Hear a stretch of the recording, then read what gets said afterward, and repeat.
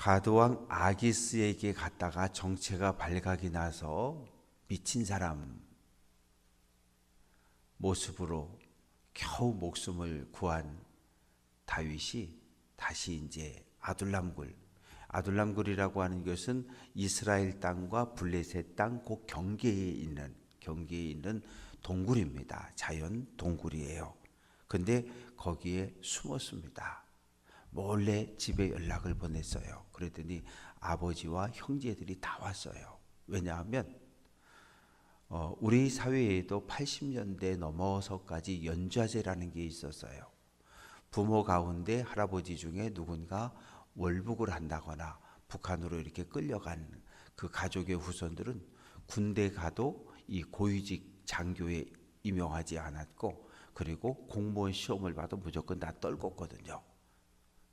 그런데 이 당시에도 마찬가지였어요. 연좌제.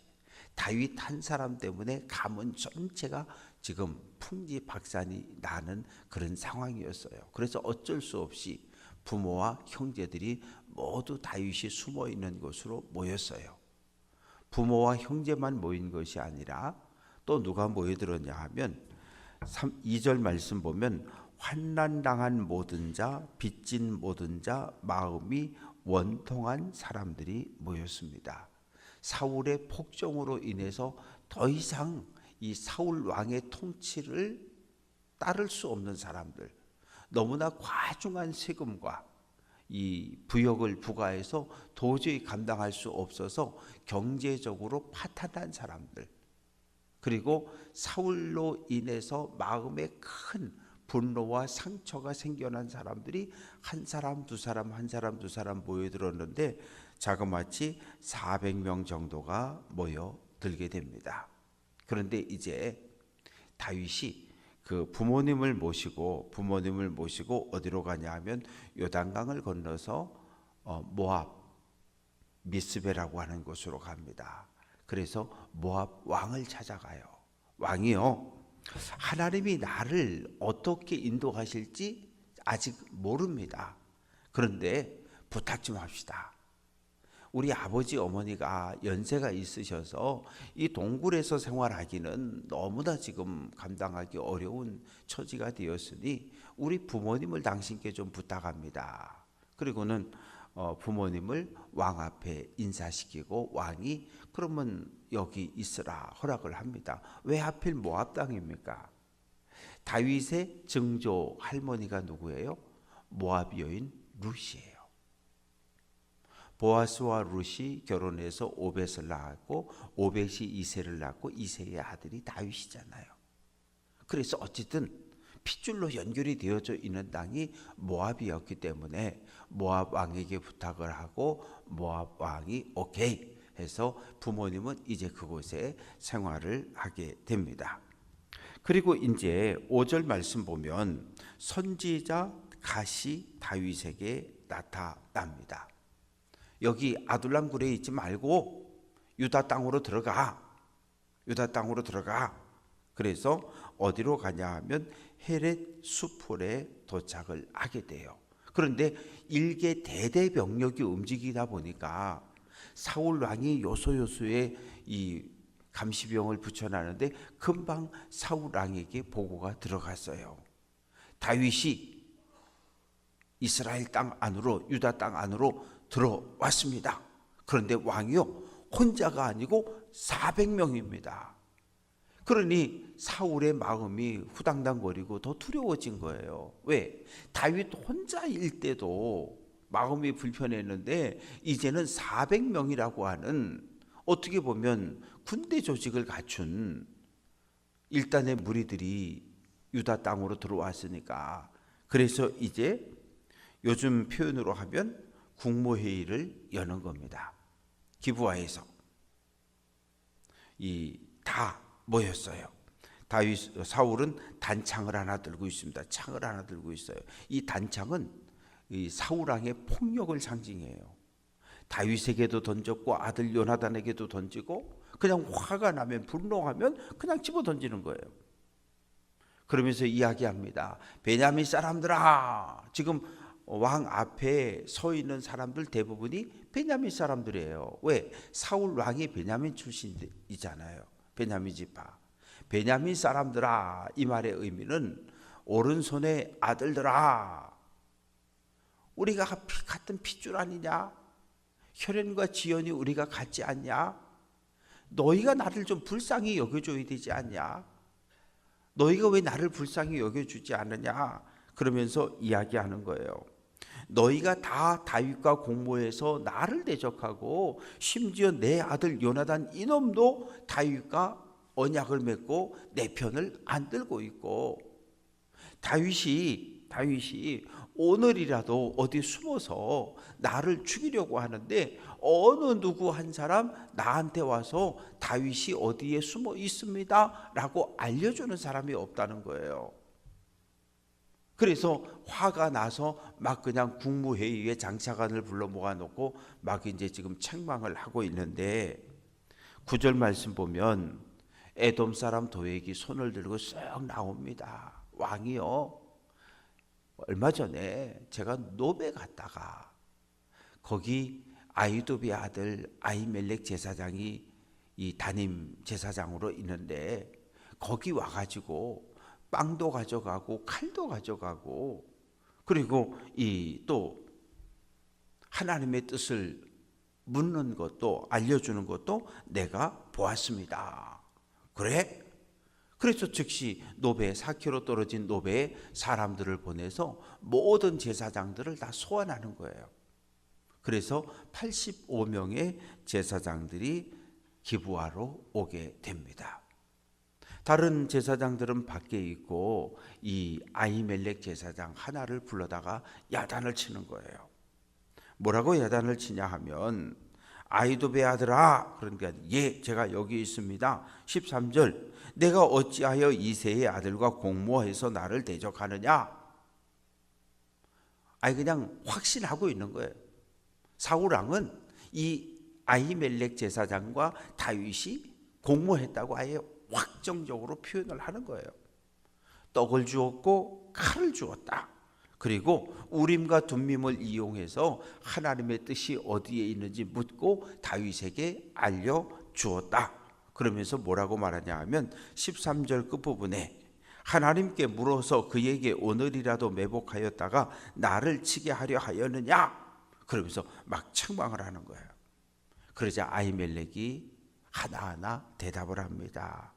왕이요, 왕의 신하 가운데 다윗처럼 충실한, 다윗처럼 목숨을 걸고 나라와 민족을 위해서 골리앗과 싸워 나라를 구한 사람이 또 어디 있습니까? 다윗은 왕의 가족, 사위가 아닙니까? 그리고 천부장 아닙니까?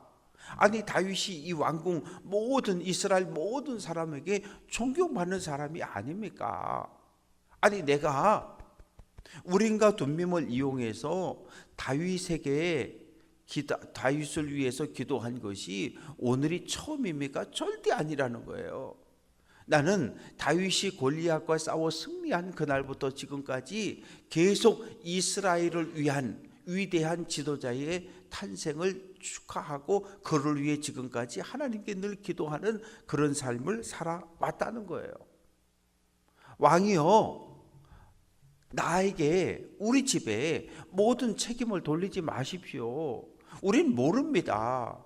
사울 왕과 다윗 사이에 어떤 갈등이 있었고 오해가 있어서 서로 죽이려고 하고 도망치는지 우리는 그런 거 아무것도 모릅니다. 그러니까 나와 우리 가문의 제사장들에게 그 어떠한 책임도 돌리지 마십시오. 아주 논리정연하게 따박따박 대답을 하는 거예요. 그러면 사울이 정상적인 생각을 할 수 있는 사람이라면 아히멜렉아, 내가 오해했구나, 미안해, 잘 가, 그리고 보내는 게 맞는 거예요. 그런데 이미 하나님의 영이 떠나고 악한 영이 그를 지배하고 있기 때문에 16절, 아히멜렉아, 너 반드시 죽을 거야. 너뿐만 아니라 너와 네 아비의 온 집도 죽을 거야. 그러면서 옆에 쫙 서 있는 호위병들에게 아히멜렉을 죽이고 그리고 함께 온 모든 제사장들도 다 죽이라고 명령을 해요. 근데 못 죽이는 거예요. 어떻게 죽여요?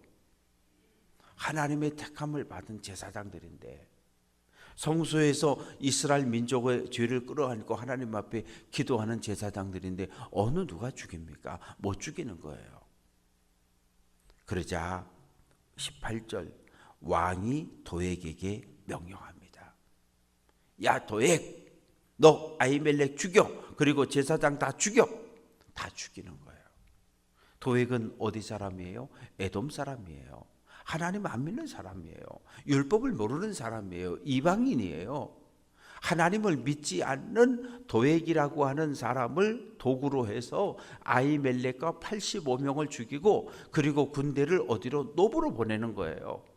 노브에 있는 모든 가족들, 노인들부터 시작해서 젖먹이 어린아이까지 그곳에 하나님께 제물로 사용하려고 갖다 놓았던 소와 양까지 가축까지 싹 죽여버리는 거예요.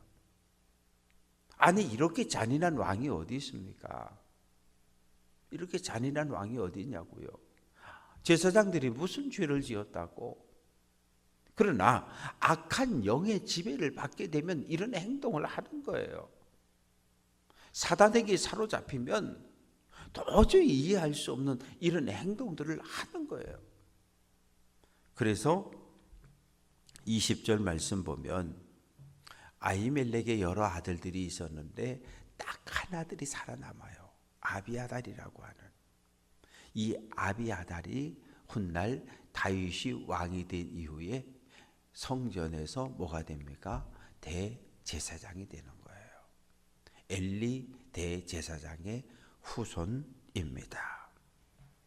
그래서 아비아달이 살아남아서 다윗에게로 도망을 칩니다. 막 울부짖으면서 이야기하는 거예요.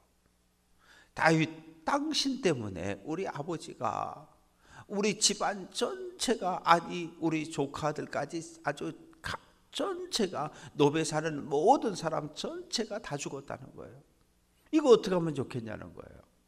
막 다윗 앞에 가서 울부짖을 때에 다윗이 이야기합니다. 22절 내가 노블 방문했을 때, 너희 아버지 아히멜렉을 만났을 때 한 사람이 지켜보는 것을 알았는데 그놈이 도액이었구나. 내가 그놈이 오늘 이런 일을 만들 줄 내가 짐작을 했어야 될 텐데 미안하다. 너희 아버지와 내 집안이 온통 도륙당한 것은 다 내 탓이다. 그러면서 책임을 인정하는 거예요.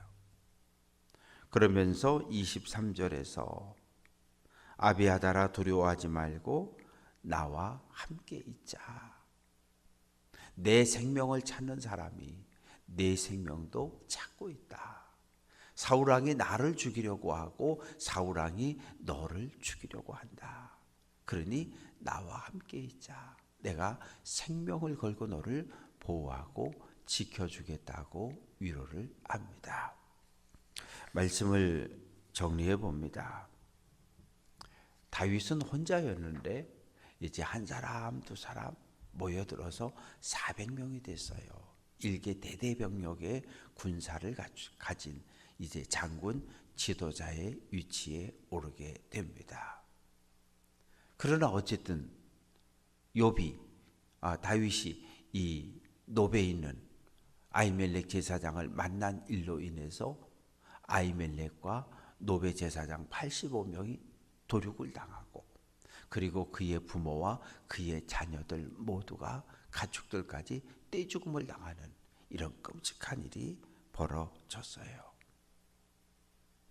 이방인이었던 에돔 사람이었던 도액이라고 하는 사람이 저지른 악행이지만 그 뒤에는 악한 영의 지배를 받고 있던 사울 왕이 있었습니다. 우리는 늘 깨어 있어야 해요. 영분별의 은사를 가지고 있어야 해요. 그래서 우리에게 호시탄탄 다가오는 사탄과 이단과 악한 영들의 공격으로부터 우리의 믿음 지켜내야 하고 가정도 지켜내야 하고 교회도 지켜내야 합니다. 오늘 한 날 믿음으로 무장하고 말씀의 칼로 무장해서 우리에게 다가오는 모든 악한 영들의 공격을 물리치고 믿음으로 승리할 수 있는 귀한 한 날이 될 수 있기를 주님의 이름으로 축원합니다.